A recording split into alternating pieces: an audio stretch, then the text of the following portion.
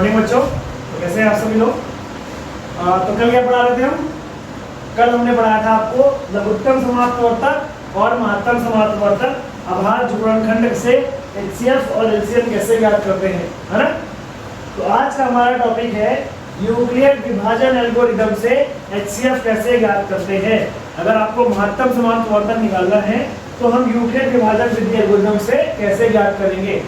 कभी कभी इसमें क्या करते हैं ना, जब आपको सवाल देते हैं तो उसमें एक टर्म यूज कर देते हैं कि भाग विधि द्वारा। तो कंफ्यूज नहीं होना है, अगर कहीं पर भी लिखा हुआ है किसी भी सवाल में कि भाग विधि द्वारा महत्तम समाप्तवर्तक ज्ञात करो या यूक्लिड विभाजन एल्गोरिथम से एचसीएफ ज्ञात करो, तो आप कैसे निकालोगे, चलिए आज उसकी बात करते हैं। तो एक यूक्लिड जी हुए, उन्होंने प्रमेय दिया, गणितज्ञ हुए, उन्होंने क्या प्रमेय दिया कि कैसे जब आपको भाजक और भागफल का गुणा करते हैं और उसमें शेष को जोड़ देते हैं तो हमें भाज्य मिल जाता है। ठीक है, अब आपको ये थोड़ा सा, अगर आपने पहले सही से नहीं पढ़ा है पहले क्लास में, तो आपको थोड़ा कंफ्यूजन होगा, भाज्य क्या होता है, भाजक क्या होता है, भागफल क्या होता है, शेषफल क्या होता है। चलिए हम आपको बताते हैं कि मान लीजिए जब हमें किसी चीज को किसी चीज में भाग करना है, किसी संख्या से किसी संख्या को भाग करना है, तो हमें क्या चाहिए होगा, हमें दो संख्याएं चाहिए होगी। और वो संख्याएं क्या होती हैं, वो हमारी पूर्णांक होती हैं और कौन सी, धनात्मक पूर्णांक होती है। ठीक है, तो दो संख्या है, मान लीजिए एक आपकी है ए और दूसरी है आपकी बी। ठीक है, दो पूर्णांक है आपके, तो हमेशा क्या एक आपका बड़ा होगा एक छोटा होगा, तभी आप भाग करोगे। तो हमने मान लिया हमारा ए बड़ा है और बी छोटा है। ठीक है, तो हम क्या करते थे, छोटे वाले से बड़े वाले को क्या करते थे, भाग कर देते थे। तो हमने ये क्या किया, इधर रफ में करते हैं, बी से हमने ए को भाग कर दिया। जब ए को भाग किया तो हम बी का पहाड़ा पढ़ेंगे तो कुछ बार पढ़ेंगे, तो जितनी बार पढ़ते थे उसको यहाँ हमने दिखा दिया क्यू से, और वो कुछ यहाँ लिखकर जब ए से उसको घटाएंगे तो हमारा आर मिलता है, यानी कि शेषफल मिलता है। तो हमें क्या मिल जाएगा, ये हमारा हो गया शेषफल, इसको कहते हैं भागफल। भागफल, और जिस चीज से भाग कर रहे हैं यानी कि जिस संख्या से भाग कर रहे हैं उसको बोलते हैं भाजक, और जिस भी संख्या को भाग कर रहे हैं उसको बोलते हैं भाज्य। ठीक है, इतना समझ में आ गया आपको, कोई दिक्कत? तो अगर इन सबको मिला दे तो हमारा बनता है यूक्लिड विभाजन एल्गोरिथम। क्या बनता है कि अगर भाजक को भागफल में गुणा कर दिया जाए और उसमें शेषफल को जोड़ दिया जाए तो हमें क्या, भाज्य मिल जाता है। यानी कि अगर आपको भाज्य प्राप्त करना है तो आपको भाजक का गुणा भागफल से करना होगा और उसमें शेषफल जोड़ देना होगा। समझ आ रहा है सबको, कोई दिक्कत? अगर हम इसको ए और बी के फॉर्म में लिख लें तो क्या आएगा, हमारा आएगा ए बराबर बी गुणे क्यू प्लस आर। यही थी यूक्लिड जी की प्रमेय। इस प्रमेय का यूज करके हम एचसीएफ ज्ञात करते हैं। ठीक है, तो क्या प्रमेय थी इसमें, तो हमारा ए क्या है, ए आपका भाजक है, सॉरी भाज्य है।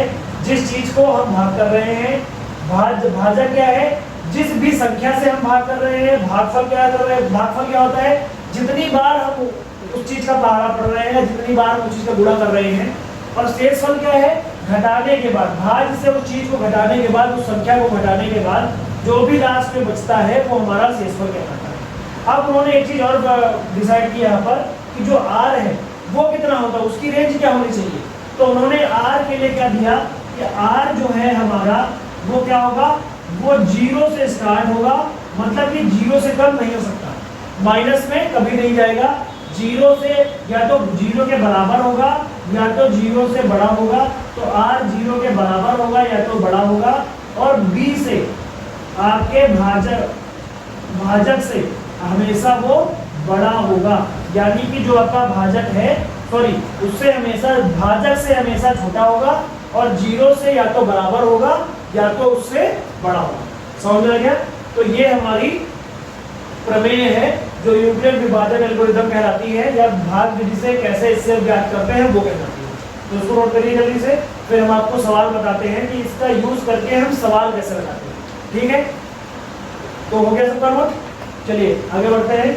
तो हम इसको रफ किए दे रहे हैं, ठीक है। तो रफ किया हमने इसको। रफ करने के बाद अब हम आपको एक सवाल बताते हैं।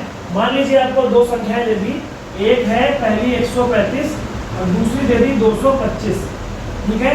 और कह रहा है कि 135 और 225 का भाग विधि द्वारा एलसीएम या एचसीएफ ज्ञात करो तो कैसे निकालोगे। या कह दे आपको भाग विधि द्वारा 135 और 225 का एलसीएम ज्ञात करो या एचसीएफ ज्ञात करो तो आप कैसे निकालोगे। या आपको दे दे यूक्लिड विभाजन एल्गोरिथम से 135 और 225 का एचसीएफ ज्ञात करो तो हम कैसे निकालेंगे, आइए जानते हैं, है ना।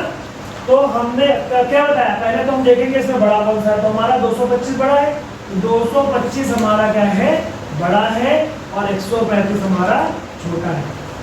इतना दिख रहा है ना आपको, समझ में आ रहा है। अब क्या करेंगे, हमेशा छोटे वाले से बड़े वाले को भाग करेंगे। तो हम यहाँ भाग करके देखते हैं। 135 हो गया, 135 से हमने 225 को क्या कर दिया, भाग कर दिया।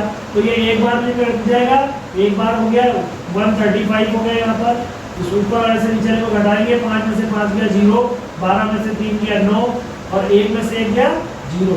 तो आपका 90 क्या हो गया, शेषफल, क्योंकि 90 अब छोटा है और 135 बड़ा है। आगे कोई भी संख्या उतारने के लिए नहीं है हमारे पास, तो यही हमारा शेषफल हो जाएगा। तो अब यहाँ पर हम यूक्लिड जी को फिर से याद करेंगे और उसकी प्रमेय लगाएंगे। उनकी प्रमेय क्या थी, a बराबर b into Q plus r, यानी कि जो आपका भाज्य है वो क्या होगा, 225 है। a बराबर 225 है ना। a बराबर क्या था, 225 का। ये a होता है, ये आपका a होता है, ये b होता है, ये q होता है, ये r होता है। तो क्या हो गया, a आपका क्या हो गया 225, b क्या है 135 है, 135 यहाँ रख देंगे। q हमने कितना निकाला है 1, तो 1 हो जाएगा q प्लस r। r हमारा कितना आया है 90, q हमारा कितना है 1 है, क्यों नहीं है, क्यों यहाँ 1 है, और r कितना आया है 90, ठीक है। r हमारा 90 आया है। जब तक हमारा r यानी कि शेषफल 0 नहीं होगा तब तक हम एचसीएफ ज्ञात नहीं कर सकते, हमें एचसीएफ पता नहीं चलेगा। तो हमें ये हर कंडीशन में, किसी भी कंडीशन में इसको 90 करना होगा। तो क्या करेंगे, ये मिटा देते हैं यार, इससे आप नोट कर लो सही से। अगर आप इसको नोट कर लो, ठीक है, फिर आगे बढ़ते हैं जिससे इसको रफ कर दें।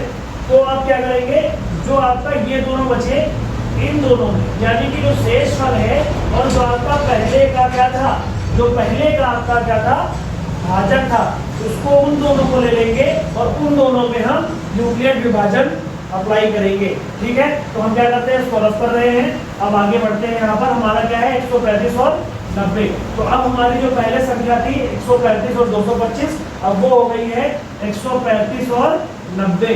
तो हमारा कौन सा बड़ा है, 135 बड़ा है, 135 हमारा बड़ा होगा और 90 छोटा होगा। तो हमें 90 से 135 को भाग करना है, ठीक। फिर से भाग करते हैं। क्या करते हैं, 135 हमने बीच में रखा और हमने इसको 90 से भाग किया। एक बार में फिर से जाएगा, तो 90 एक कम 90, यहाँ पर 90 लिख देंगे। फिर ऊपर वाले से नीचे वाले को हम क्या करेंगे, घटा देंगे। समझ में आ रहा है ना। और 5 में से जब 0 गया तो 5 ही बचेगा। उसके बाद 13 में से 9 गया तो 4 बचेगा। तो हमारा 45 हम 90 से छोटा है, इसीलिए हमारा ये शेषफल हो जाएगा, ठीक है। तो यूक्लिड जी को फिर से याद करते हैं और जब यूक्लिड विभाजन एल्गोरिथम लगाएंगे यहाँ पर, तो क्या होगा, a बराबर b गुणे q प्लस r। तो a हमारा क्या है, यहाँ पर 135 है, 135 बराबर क्या हो जाएगा, 135 बराबर हो जाएगा b यानी कि 90 गुणे q हमारा 1 है और r कितना आया है 45। अभी भी हमारा शेषफल 0 नहीं हुआ है। अभी आप इसको अगर हल करोगे तो देखो 90 एक कम कितना होता है 90, और 90 में 45 जोड़ोगे तो कितना आएगा 135 आ जाएगा कि नहीं आएगा। कोई हमारा बदलाव तो नहीं हो रहा है, जैसा है वैसे ही है। तो हम क्या करेंगे, इन दोनों में फिर से यूक्लिड प्रमेय का यूज करेंगे, यूक्लिड प्रमेय का फिर से यूज करेंगे, ठीक है। तो आप क्या करते हैं, इसको फिर से रफ करते हैं, है ना। अब क्या करेंगे, 90 और 45 में फिर से हम उसका यूज करेंगे। किसमें करना है, 90 और 45 में। तो हमारा बड़ा क्या है, 90 बड़ा है आपका, 90 बड़ा है तो इसीलिए 45 से उसको भाग करेंगे। जब 45 से आप इसको भाग करोगे तो हमें अब दिख रहा है ना कि सीधे सीधे पूरा कट जाएगा। तो 45 गुना क्या होता है 90 होता है। 45 गुना कितना होता है 90 होता है। तो 9 0 में से 0 गया 0, 9 में से 9 गया 0, तो हमारा शेषफल क्या हो गया 0। ठीक, जब शेषफल 0 हो गया तो अब जब यूक्लिड विभाजन प्रमेय लगाएंगे तो क्या होगा यहाँ पर a बराबर हो जाएगा b into Q plus R. तो हमारा a कितना है a हमारा 90 है, उसके बाद b हमारा कितना है 45 है, और q हमारा आया है 1 और r आ गया है 0। तो जैसे ही हमारा r 0 आता है तो b जो b की जगह कर, यानी कि जो हमारा भाजक होता है जिस भी संख्या की वजह से हमारा भाज्य का शेषफल 0 आता है, उस संख्या वही संख्या हमारी क्या हो जाती है HCF, यानी कि 135 और 225 का HCF क्या होगा, HCF क्या होगा 135 और 225 का हमारा क्या हो जाएगा 45। समझ में आ गया? तो हमारा जो लास्ट में बी आता है वही क्या हो जाता है HCF। यही तो हो गया HCF, हुआ कि नहीं हुआ? यही हमारा हो जाएगा आंसर। समझ में आ गया कि नहीं आ गया? कोई दिक्कत? तो ये आपने आज क्या सीखा? आपने सीखा यूक्लिड विभाजन एल्गोरिथम से HCF। तो इस चैप्टर में जो आपका पहला चैप्टर है कक्षा 10 का वास्तविक संख्या यानी कि रियल नंबर, उसमें आपने कल सीखा था LCM और HCF यानी कि लघुत्तम समाप्त वर्तक और महत्तम समाप्त वर्तक अभाज्य गुणनखंड द्वारा। और आज आपने सीखा है कि महत्तम समाप्त वर्तक अगर किसी संख्या का निकालना है और वो यूक्लिड विभाजन विधि से या भाग जिससे निकालना है तो हम कैसे करेंगे। तो आपको ऐसे करना होगा। तो आपको कोई भी चीज़ अगर सीखनी है, अच्छे से सीखनी है, उसको महारत हासिल करना है, और खासकर गणित में, वैसे तो सारे सब्जेक्ट में ऐसा होता है लेकिन खासकर गणित का यही सबसे बड़ा सिद्धांत है कि अगर आपको गणित अच्छे से सीखनी है, अगर आप चाहते हैं कि आप गणित में महारत हासिल करो, तो आपको लगातार उस चीज़ की प्रैक्टिस करनी होगी। जब तक आप रेगुलर पर डे 10 से 15 सवालों का नहीं लगाओगे, उसका प्रैक्टिस नहीं करोगे, तब तक आपको उसमें महारत नहीं हासिल हो सकती। तो कृपया सवाल जरूर लगाते रहें। अगर आप सोच रहे हैं कि एक बार देखकर या एक बार समझकर आप पढ़ लेंगे तो ये आपकी बहुत बड़ी भूल है। एक बार जब हम सामने से तुरंत पढ़ते हैं तो हमें ऐसा लगता है कि हाँ हमें आ गया है ना, अब हमें पढ़ने की जरूरत नहीं है, ये तो बहुत सरल है, एक बार में समझ में आएगा। लेकिन क्या होता है ना, इसके बाद आप कुछ और पढ़ोगे, इसके बाद कुछ और पढ़ोगे, तो वो चीज़ें क्या होती हैं एक तरफ से जाती है दूसरी तरफ से निकल जाती है ना। ऐसा है तो क्या है भाई, 50 चीज़ें देखते हैं हम रोज। तो इसीलिए प्रैक्टिस बहुत ज़रूरी है, प्रैक्टिस करते रहे। अगर आपने प्रैक्टिस कर ली तो आपके 10th में बहुत अच्छे नंबर आएंगे। उम्मीद करते हैं कि आपको हमारा ये वीडियो पसंद आया होगा, आपको ये लेक्चर समझ में आया होगा। आगे फिर से कल फिर से नए टॉपिक के साथ मिलते हैं, तब तक मेरे धन्यवाद। जय श्री राम।